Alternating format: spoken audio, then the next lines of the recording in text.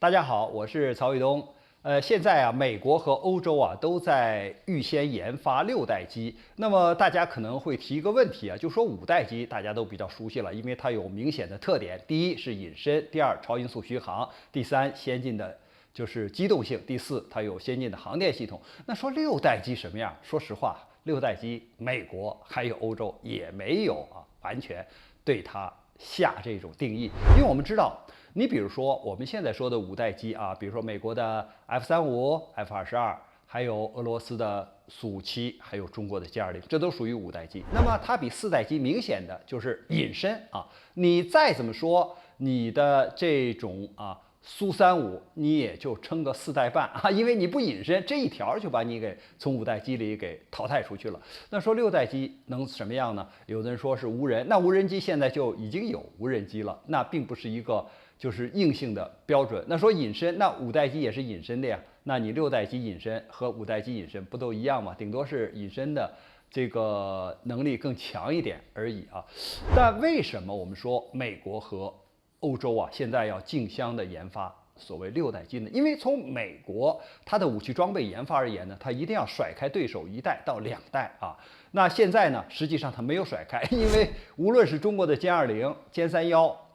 还有俄罗斯的苏57，这都属于是隐身的战机，它没有被美国的 F-22和美国的 F-35甩开，所以大家是同代的这个产品啊。但是呢，现在欧洲它造不出五代机来。你比如说这个，无论是英国它航空母舰上 F-35B 还有就是德国这次买的35架 F-35这样的隐身飞机，它都造不出这种隐身飞机来，那怎么办？那如果它现在研制五代机，等它研制出来了，美国研制出六代机来，它还是要买美国的飞机，所以它现在直接跨代就是研制六代机。那么就美国而言，那怎么研制六代机呢？从现在看，美国只是在它的发动机上做文章，因为你无论航程的远近呢，就是你飞的越远，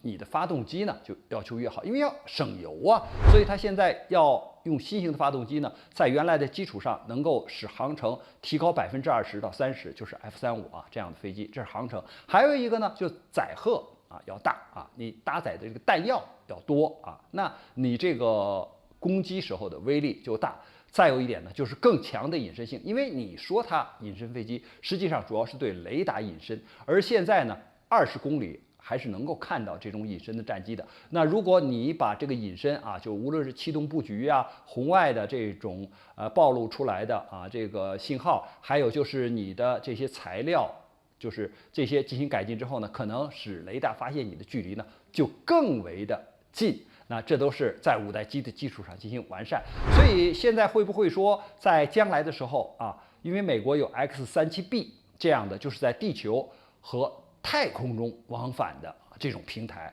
因为你100公里以外，就大气层以外，再进入其他国家的上空，比如卫星，它就不算侵犯领空那会不会往这个方向来发展？就空天这个区域都通用，它能飞得很高。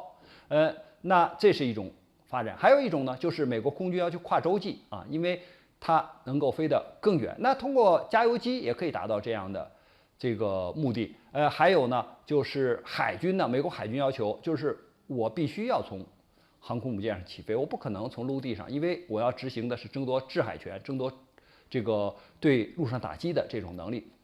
所以我们看呢，就目前而言，美国主要是在对五代机进行这个进一步的完善，同时呢，对六代机进行预研。而作为就是欧洲几个国家，它是2个团队，一个呢是美国的团队是自己单干的，而作为法国、